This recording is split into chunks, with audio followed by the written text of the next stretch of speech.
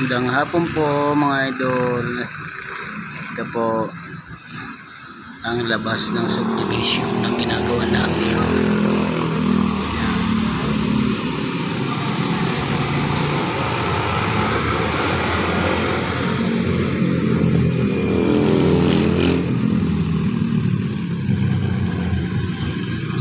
At ito naman po ang aking ginagawa.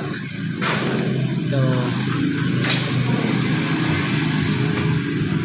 kabit ng PVC steel door. Yan po. Saka po ito naman ang labas. Ayun ang sikyo. Ito mga ginagawa po namin lahat. Yan bakante pa po.